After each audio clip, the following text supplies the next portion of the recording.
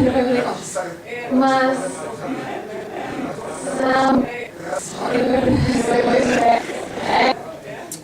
mas o que me parece importante é uma tomada de decisão a respeito da maneira como nós queremos organizar a sociedade.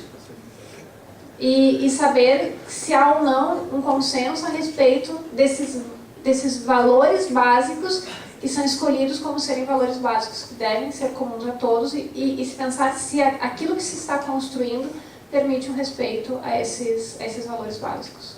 Professor, sim.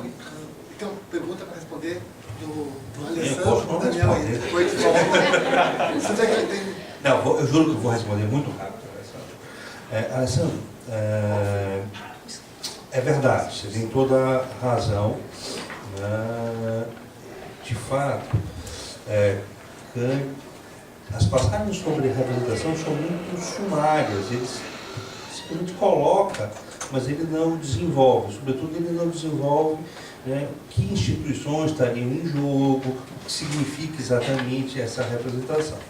Mas eu acho que algumas pistas é possível a gente perseguir. Acho que uma delas que me interessa, sobretudo, é pensar a relação entre formação do juízo e representação. Né? Ou outra é a relação entre poder soberano e representação. Né? O limite, seu poder soberano. Vamos pensar em Hobbes, por exemplo. Né? Hobbes também. O poder soberano é exercido por um representante, mas de modo ilimitado, de modo absoluto. Eu acho que em Kant já não. Então, essa é uma questão interessante. Depois, procurar ver como... você deu o exemplo do monarca.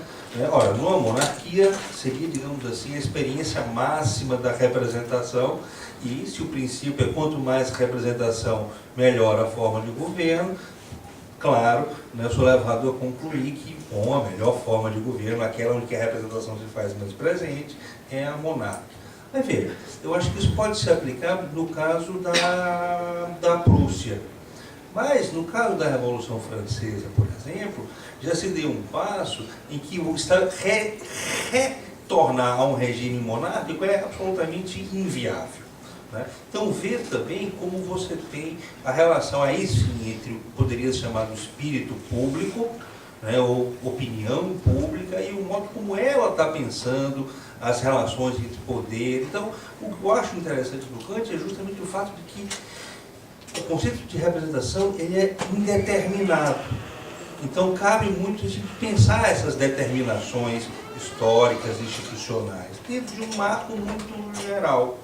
Né? Eu acho que essa é uma resposta que eu poderia... Depois a gente pode conversar mais. Sobre ela, eu queria fazer uma questão. Posso?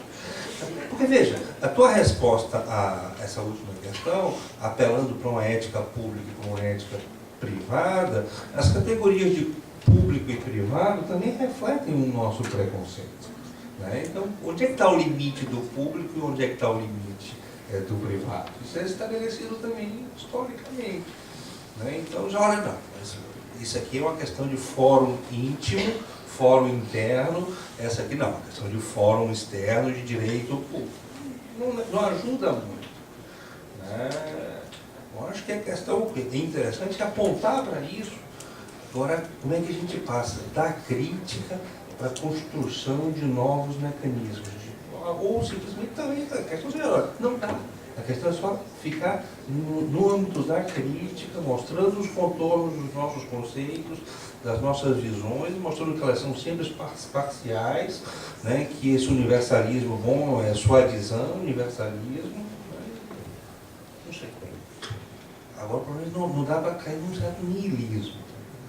Bem mal, a gente tem que... Eu queria complementar a pergunta do professor, porque parece que nessa saída, principalmente na hora do momento da decisão, talvez a metodologia seja um interpretativismo que Dworkin propôs no direito de contabilidade. Você veria por esse caminho? Porque fazer essa cisão, por exemplo, no caso do exercício da jurisdição, do juiz que decide longe dos seus preconceitos, não é mais possível. Você destacou várias vezes do ponto de vista do preconceito. Mas aí você destaca que no momento da decisão ele precisa olhar para o conjunto do ordenamento, mas em certo momento parece até que existem dois juízes, o juiz que assume o concurso e o juiz que era a pessoa que era formada. Então, quando ele assume o concurso, ele toma posse de suas funções e de suas competências. Ele incluído no preconceito, que é pré-condição fundamental para estabelecer o seu juízo. E aí ele precisa olhar para o ordenamento. Como é que ele trabalha? De maneira interpretativista, ele tem que olhar para uma constelação de valores da comunidade, tem que olhar para o direito contra a integridade para ele poder dar uma solução. Você veria por aí esse caminho?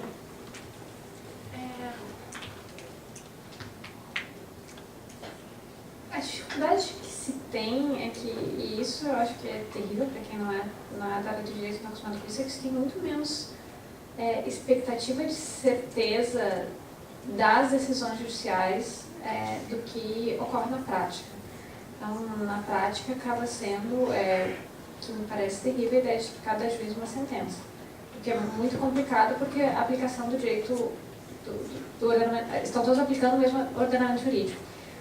O que eu quis mostrar com o caso do aborto é que teria um caminho, que seria o mesmo caminho interpretativo para tratar de outras questões, como foi em relação aos filhos ilegítimos, que seria ler a legislação infraconstitucional conforme a nova Constituição. Porque quando se tem uma nova Constituição, não tem como fazer todo o ordenamento jurídico de novo. Então, o que se faz? E essa parece ser uma das melhores soluções. Se lê todo o ordenamento jurídico conforme a nova Constituição, que tem um conjunto de valores que estão ali apresentados. Então, se fez isso em muitos casos, mas a questão do aborto ela permanece deixada de lado. Então, se poderia fazer uma hermenêutica, que não é uma hermenêutica muito sofisticada, que permitiria reconhecer que os artigos do Código Penal que tratam do aborto não foram recepcionados pela Constituição. Então, se fez isso em relação à distinção que havia no Código Civil em relação aos filhos, demorou 25 anos para se fazer isso em relação aos homossexuais, quando se reconhece que homossexuais podem ter relações estáveis e podem casar, e o aborto é aquela situação em que ela não se tem esse tipo de resposta, mas que exigiria exatamente o mesmo tipo de pensamento. E aí o que me preocupei foi mostrar por que isso acontece. Então, quais são as razões que fazem com que essa nova possível interpretação de fato não ocorra. Com a decisão, a decisão do STF em relação à DPF 54, que é que trata do aborto com anencefalia, ela foi, do ponto de vista hermenêutico, perfeita, mas ela fugiu da questão. Claro que o STF pode fazer isso, mas todos os fundamentos, porque não é tudo juiz que pode, por isso que é importante dizer que o STF pode. Ele pode enquanto decisão da autoridade, né? Mas ele não deveria, né? Não, ele tem essa faculdade por ser a corte máxima. Ele pode decidir para além dos argumentos da petição inicial. Mas se vocês lerem a petição inicial, a conclusão que se tem é, bom, se o aborto, em caso de anencefalia, for aceito com estes argumentos, então o aborto pode ser feito em qualquer situação no Brasil. Com certeza. Era algo, ao menos para mim, foi algo muito explícito naquela petição inicial. E parece que os ministros do STF perceberam a mesma coisa. Tanto que o que eles vão discutir não é a questão do aborto, mas eles vão dizer, olha, o feto com anencefalia não tem as condições necessárias que se teria para sequer avaliar se ele teria um caso de morte cerebral ou não. E o conceito de morte cerebral é o único conceito jurídico de morte que existe no Brasil. O conceito de parada cardiorrespiratória não aparece na legislação brasileira. E o que ele diz então se não há uma vida a proteger, porque o feto com anencefalia está tecnicamente morto, então não cabe falar sobre crime contra a vida. E ele não fala sobre aborto. A discussão sobre aborto foi eliminada. Nós temos 3 inscritos ainda, então peço que sejam rápidos nas perguntas e nas respostas, porque nós temos mais uma sessão à tarde, né? Marco. Tentar ser rápido, mas primeiro sobre Ana, claro, a Ana chamou a atenção, eu agradeço inclusive ao Fabrício por ter nos xingado, né? E ele tem razão, né? E por isso a tua intervenção foi importante, merece um debate. Eu só acho assim, eu tenho uma simpatia pelas tuas opiniões, por parte dos argumentos. Mas eu acho que o teu argumento não é convincente. Eu diria o seguinte, uma pessoa que tem uma convicção forte contra o aborto, eu acho que não concordaria, mesmo que assumisse as tuas premissas, inclusive a distinção de vida nua e de biografias, ou bios. Me lembro de uma ocasião que eu fui coordenador de uma mesa redonda no Conselho Regional de Medicina, e eu ajudei a organizar. E eu fiquei numa saia justa, porque eu organizei e fui o presidente da mesa. E aí tinha que convidar alguém para defender contra o aborto. Eu convidei o Luiz Fernando Barzotto, que é meu amigo, inclusive, e o Barzotto foi e acabou com o debate. Acabou com o debate, ele fez uma excelente palestra, né? E, bom, eu estava na posição de presidente da mesa e, por etiqueta, não quis me manifestar e não quis entrar no debate. Mas eu imagino o Barzotto aqui, nesse auditório, dizendo, mas é justamente o contrário. Ou seja, nós que somos contra o aborto, tratamos a vida não como vida nua, não como bio, não como zoé, mas como bios. Ou seja, é justamente aqueles que defendem o aborto que tratam ela como bare life, né? Então, portanto, o que eu diria é o seguinte, eu me colocando no teu lugar, eu diria assim, puxa, eu tenho que responder esse argumento, né? E um dos pontos é, em que momento da vida intrauterina, aquela vida que é pura vida nua, se torna bios? Ela não ganha uma biografia em algum momento, né, do seu desenvolvimento intrauterino?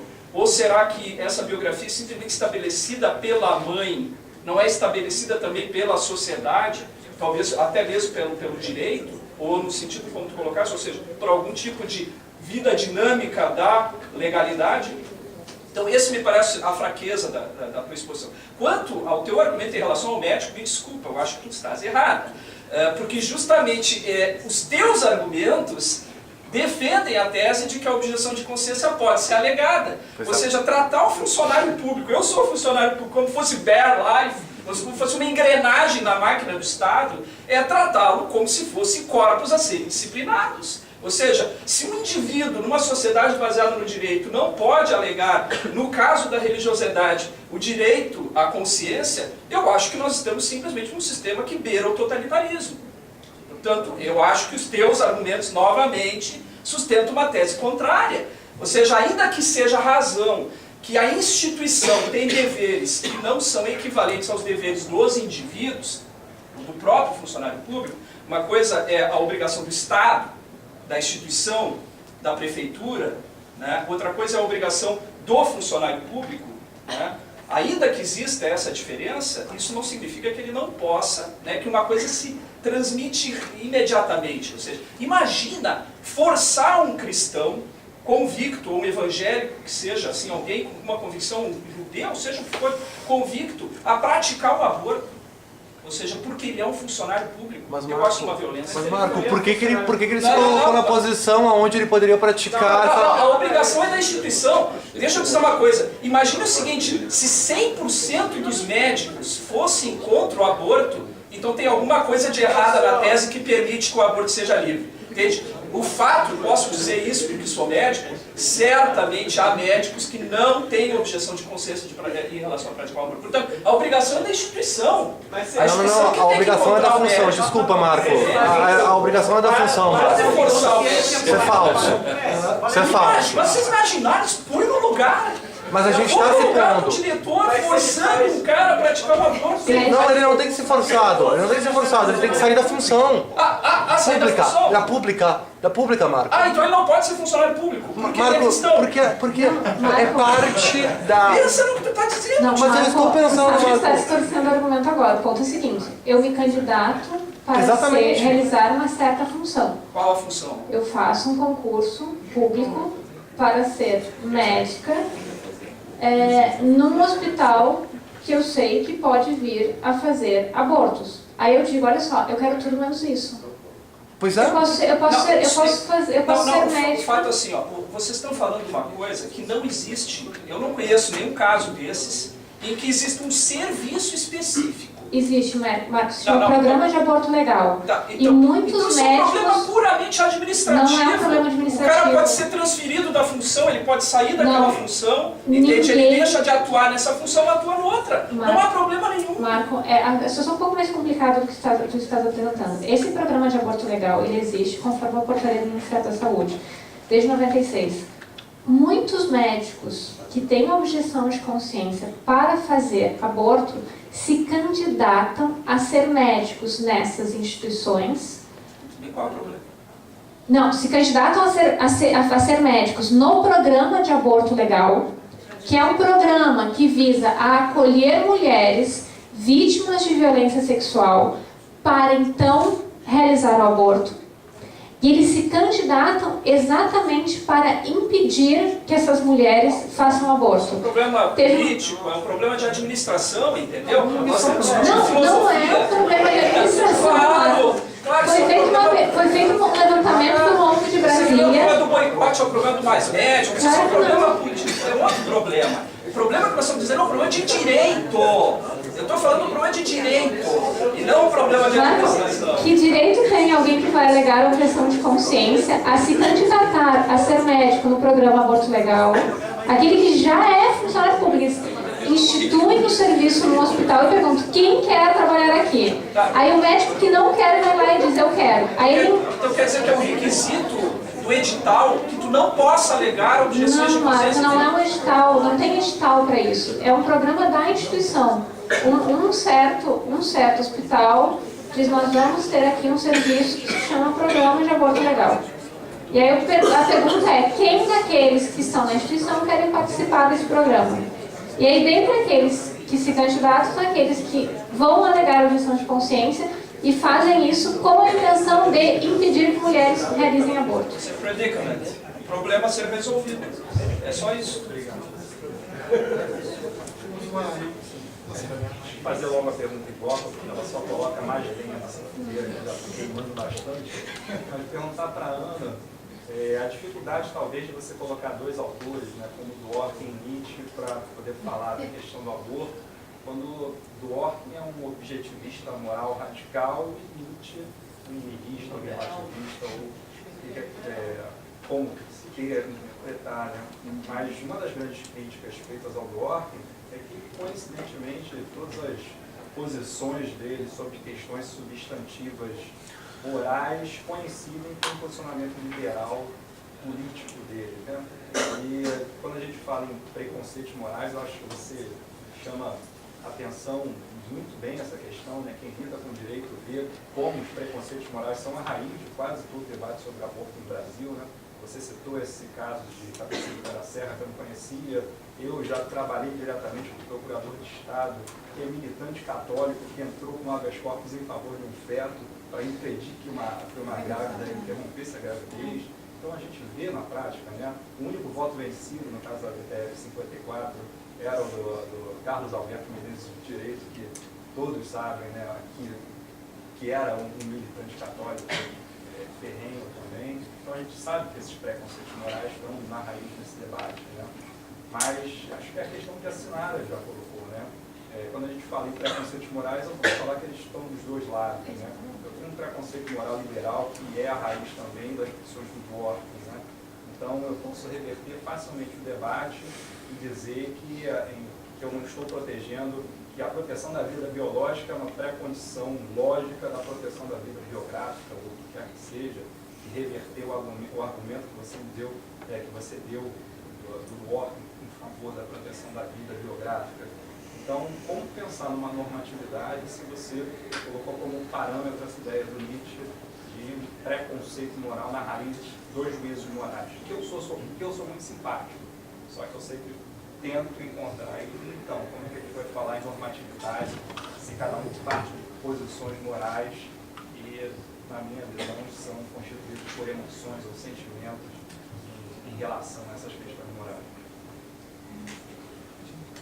Bom, acho que a primeira pergunta que tem que ser feita a católicos é o que aconteceu com o que se pensava até o século XIX. Eles vão dizer o quê? Que estavam errados até o século XIX, até meados do século XIX, estão corretos agora, que seguiram São Tomás de Aquino durante muito tempo e de repente descobriram que São Tomás de Aquino estava errado. Eu acho que esse é o primeiro problema, tá? Se é uma resposta dirigida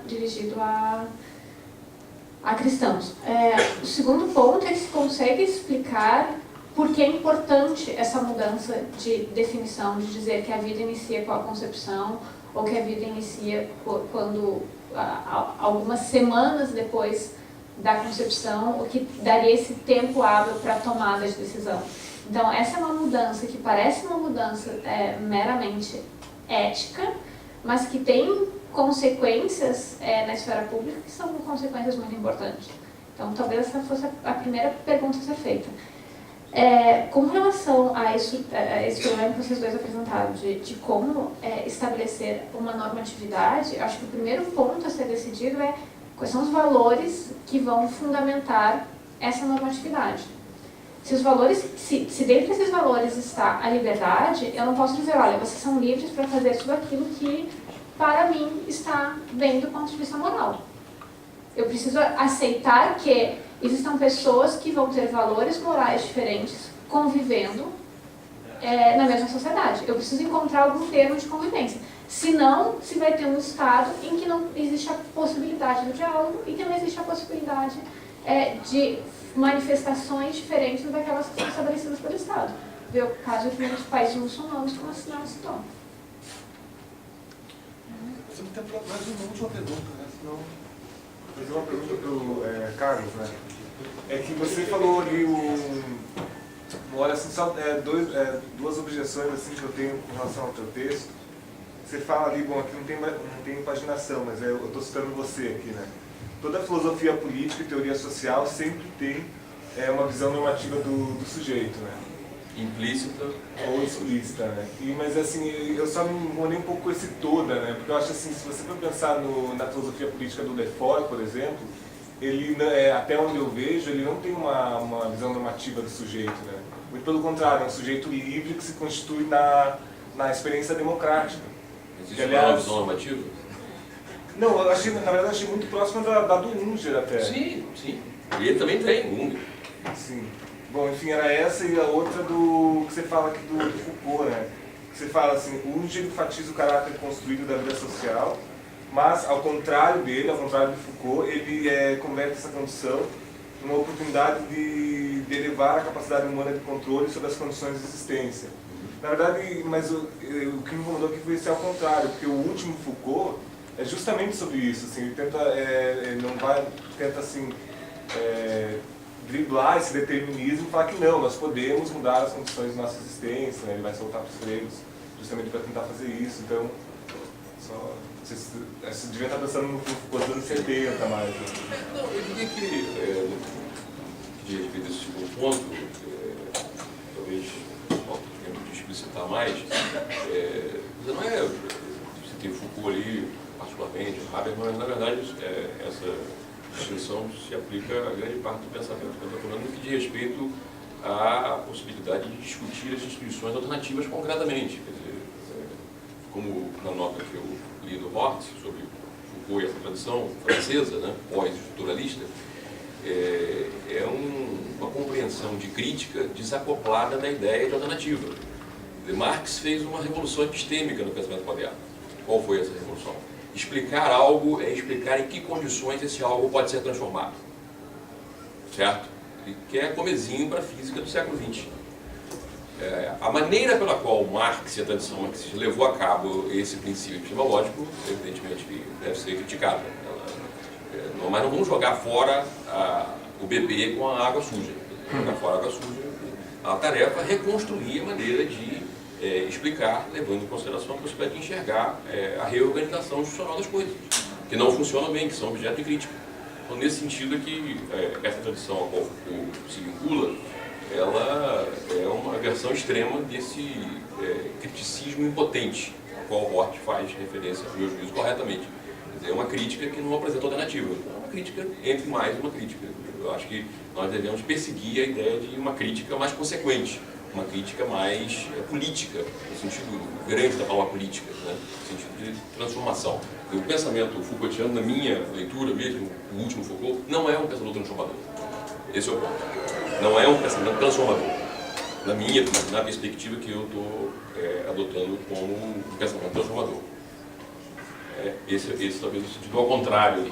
Isso não tem nada a ver com a avaliação da grandeza do pensamento de Foucault, das contribuições dele. No que diz respeito a essa questão da transformação institucional, é que eu fiz esse senão. Nós temos tempo para terminar hoje à noite, às 6h30. Então, penso que quem não perguntou, pergunte pessoalmente para os colegas depois. Vou fazer 15 minutos de intervalo. Meio 15 minutos break.